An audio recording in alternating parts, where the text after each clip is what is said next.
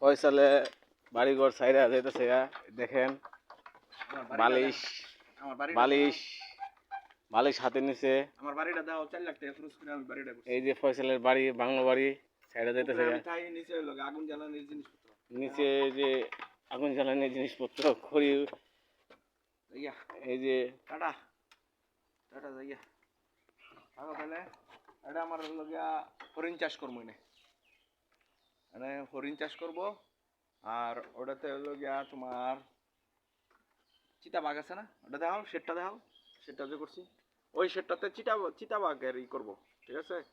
আর এই শেডটাতে এটা দেখাও, শেডটা দেখাও। তুমি আগাও কিল দিকে, হাই হাই রে, তুমি আমার কি ক্যামেরাম্যানটা হইলা। এই শেডটার মধ্যে আমি হরিণ চাষ করব, আর ওটাতে করবো চিতাবাঘ চাষ করবো। আপাতত হরিণ চিতাবাঘের ঘাস খাওয়ানোর লেগে খড় কিনে ফেলা দেখেছি, খড়টা দেখাও।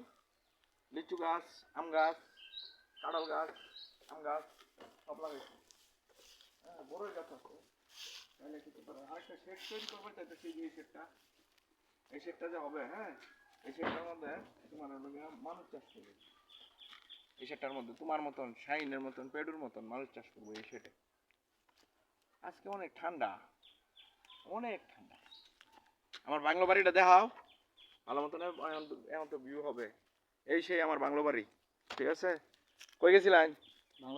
বাংলা বাড়ির কি অবস্থা দেখছেন করে ভালো মতন রাউন যে ভালো মতন দেখাও তুমি, এরকম একটু একটু দেখাও। 4.5 লাখ টাকা খরচ হয়েছে এই বাংলো বাড়িটা, কাঠের বাড়ি, কাঠ দিয়া পুরা এলো গিয়া। ওই সুন্দরী গাছের কাঠ নিয়ে আসছি, কোথা থেকে জানো? ওই যে কি জানি একটা ছবি হয়েছে,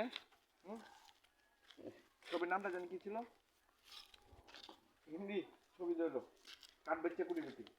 তেরি পুষ্পা পুষ্পা পুষ্পার থেকে লোকে কাঠ নিয়ে আসছি, চন্দন কাঠ, চন্দন কাঠ, লাল চন্দন কাঠ নিয়ে আসছি। ও আস্তে আস্তে কাজ করতেছি, দেখা যাক। গেটটা দেখাও, গেটটা খুব সুন্দর, একটা 19 শতাব্দীর গেট নিয়ে আসছি, ঠিক আছে। এই গেটটা 19 শতাব্দীর কালেক্ট করে নিয়ে আসছি। পুকুরটা 4.5 কোটি টাকা নিচ্ছে এই গেটটা।